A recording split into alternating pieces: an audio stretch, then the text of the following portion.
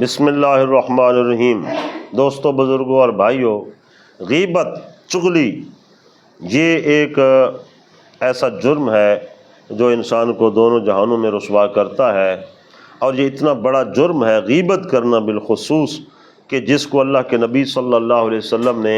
ایسے خطاب کیا کہ گویا جو آدمی غیبت کرتا ہے اس کے اندر ایمان ہی نہیں ہے، صرف اس کی زبان تک تو ایمان ہے، نیچے اس کے قلب میں ایمان نہیں ہے۔ جیسے حضرت عثمان الاسنمی یہ روایت کر رہے ہیں، قال رسول اللہ صلی اللہ علیہ وسلم، حضور سید عالم صلی اللہ تعالی علیہ وسلم نے ارشاد فرمایا، یا معشر من آمن بلسانہ ولم يدخل الایمان قلبہ، اے وہ گروہ جو ایمان لایا فقط زبان سے جبکہ ایمان ان کے قلب میں داخل نہیں ہوا،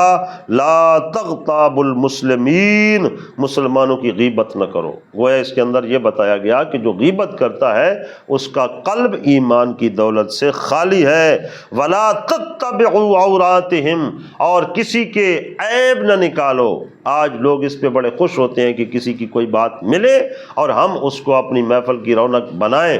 اور چرب زبانی کے ساتھ بیان کرتے ہیں کہ فلاں کی یہ بات ہے، فلاں کا یہ عیب ہے، جبکہ اس کے متعلق حدیث پاک کیا فرما رہی ہے، لا تتبعوا عوراتہم، کسی کے عیوب کے پیچھے نہ پڑو، فإنہ من اتبع عوراتہم، جو کوئی کسی مسلمان کے عیب جوئی میں شروع ہو جاتا ہے، یتبع اللہ عورتہ، تو اللہ تبارک و تعالیٰ پھر اس کے عیب کو کھولنے لگ جاتا ہے، ومن یتبع اللہ عورتہ، اور جس کے عیب کو اللہ تعالیٰ کھولنے لگ جائے، یفضحہ فی بیتہ، پھر وہ خواہ اپنے گھر میں معصور ہو کر ہی کیوں نہ بیٹھ جائے، اللہ تعالیٰ اس کو ذلیل و رسوا کر دیتا ہے۔ تو اس لیے دوستو، سب سے بڑا جرم کسی کا عیب کھولنا ہے، اور سب سے بڑی نیکی کسی کے عیب کو